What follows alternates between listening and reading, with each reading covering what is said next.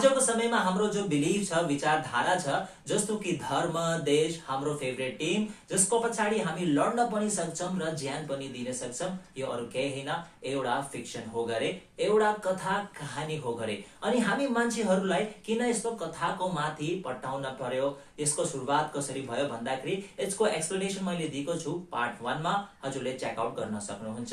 यो हो पार्ट 2। अनि जस्तो कि देश, धर्म, हाम्रो फेभरेट टिम हुन्छ, त्यस्तै कम्पनी पनि एउटा फिक्सन हुन्छ गरे। अनि जब एउटा कम्पनीको निर्माण हुन्छ त्यो बेलामा डकुमेन्टेसन हुन्छ, कागज पत्र बनाउँछ, जसले गर्दा एउटा कम्पनीको निर्माण हुन्छ र त एउटा लिगल एन्टिटी बन्छ गरे। जसले हुन्छ यो कि त्यसको माथि एउटा पावर आउँछ गरे, जहिले पनि एउटा मान्छेले के कानुनी कारबाही गर्न थाल्छ गरे नि, त्यसले कानुनी कारबाही गर्न सक्छ कम्पनीको माथि गरे। कम्पनी चलाउने मान्छेहरूको माथि हामीले कारबाही गर्न नसक्ने गरे र यसैलाई भन्छ लिगल फिक्सन है। र यसको सुरुवात कसरी भयो, यो हामी मान्छेहरूलाई किन यसको जरुरत पर्यो र यसको आइडिया कसरी आयो भन्दाखेरि यसको एक्सप्लेनेसन दिएको छ युवल नोआ हरारीले यो सेपियन्स बुकको च्याप्टर 2 को एउटा सेगमेन्टमा, जसलाई टाइटल दिएको छ the legend of Pujo.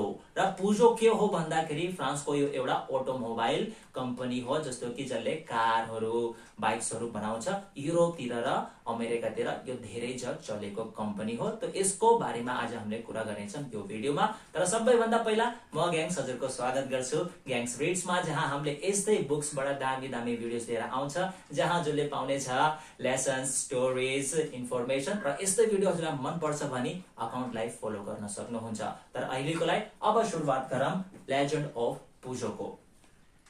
Author Yuval नोआ हरारीले द लेजेन्ड अफ पुजोको एक्जाम्पलबाट यो बताउन चाहनु भएको छ कि आजको समयमा कम्पनीजहरू, कोर्पोरेसन्सहरू कसरी चल्छ गरे। अनि यो जो शब्द छ कोर्पोरेसन, यो पनि एउटा ल्याटिन भाषाको शब्द कोर्पसबाट आएको रहेछ, जसको मिनिङ हो बॉडी गरे। तर यो कति आइरोनिक कुरा छ गरे कि जो कम्पनी जसको नाम बॉडीबाट आएको गरे, त्यसको आफ्नै बॉडी छैन गरे, किनकि यो एउटा फिक्सन हो, कथा हो गरे। अनि हामी मान्छेहरूलाई कम्पनीजलाई फिक्सन किन बनाउन पर्यो र कम्पनीजमा त्यो लिगल फिक्सन किन लान पर्यो र यसको आइडिया कहाँबाट आयो, यसको कुरा गरौँ। ल पहिला कुरा गरौँ कि यसलाई हामीले फिक्सन किन बनाउन पर्यो गरे। र 13th सेन्चुरीसम्म के हुने थियो गरे कि जब मान्छेहरू एन्टरप्रेन्योर बन्न चाहन्थ्यो, व्यापारी बन्न चाहन्थ्यो र मार्केटदेखि जब तिनीहरूले पैसा लिन चाहन्थ्यो, त जब तिनीहरूले आफ्नो काम गरेर ऋण चुकायो भने राम्रै थियो गरे है। तर जब ऋण चुकाउन सक्ने थिएन गरे, त्यो बेलामा आफ्नो प्राइभेट प्रपर्टिज बेचेर ऋण चुकाउन पर्ने थियो। घर, त्यसपछि बारीहरू र जानवरहरू बेचेर, यहाँ तक कि आफ्नो बच्चाहरूलाई पनि बेच्न पर्ने थियो गरे, जहाँ तिनीहरूले गएर नोकर बन्न सकोस् र त्यहाँदेखि पैसा लिएर तिनीहरूले आफ्नो ऋण चुकाउन पर्ने थियो गरे, किनकि कानुन त्यति कडा थियो गरे के।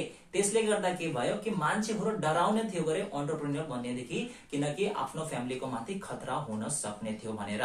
त्यही भएर मान्छेहरूले सोच्यो गरे कि कसरी हामीले आफ्नो काम गर्न सक्छौं भनेर, कसरी हामीले कम्पनीलाई फिक्सन बनाउन सक्छौं गरे, जसमा सबैले पट्टाउस गरे है र तिनीहरूले ल र रेगुलेसन्स लिएर आयो गरे।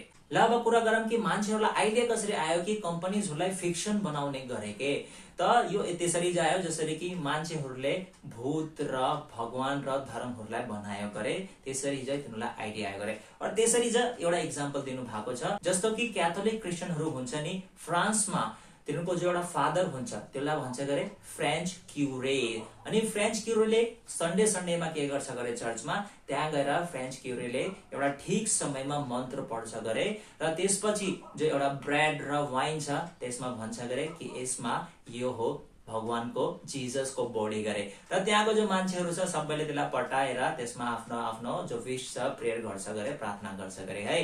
त त्यसरी चाहिँ मान्छेहरूले पनि के एउटा सही समयमा के सही एउटा मन्त्र पढ्ने मान्छे लाए गरे, जसलाई भन्छ हामीले आजको समयमा लयर्सहरू है। कानुनको तौरमा जो लयर्सहरू लगाएर आफ्नो डकुमेन्टेसन लेखेर, आफ्नो जो शब्दहरू लेखेर त्यो सही समयमा सिग्नेचर गरेर है, त्यो सबै गरेर एउटा जो कारबाही गर्छ त्यसले के हुन्छ एउटा नयाँ कम्पनीको फर्मेसन हुन्छ गरे कम्पनी बन्छ गरे अरू तिनीहरूलाई एउटा फिक्सन पावर लिगल फिक्सन पाउँछ गरे जसले गर्दाखेरि कि हामी मान्छेहरूले सिर्फ कम्पनीको माथि मात्रै कारबाही गर्न सक्ने गरे कम्पनी चलाउने मान्छेहरूको माथि गर्न सक्दैन गरे अनि यो फिक्सनले गर्दा चाहिँ के मान्छे अहिले पनि आफ्नो काम गर्छ गरे धेरै त तिनीहरूले बिलिफ लाग्छ गरे जस्तो कि मैले हजुरलाई पहिले भनिसकेछु धर्म देश हजुरको जो फेभरेट टिम छ कम्पनीजहरू छ यो सबै फिक्सन हो गरे जसलाई एउटा पढाइको भाषामा तिनीहरूले भनेको छ फिक्सन पनि सोशल कन्स्ट्रक्ट्स भनेछ र इमेजिन रियालिटी भनेछ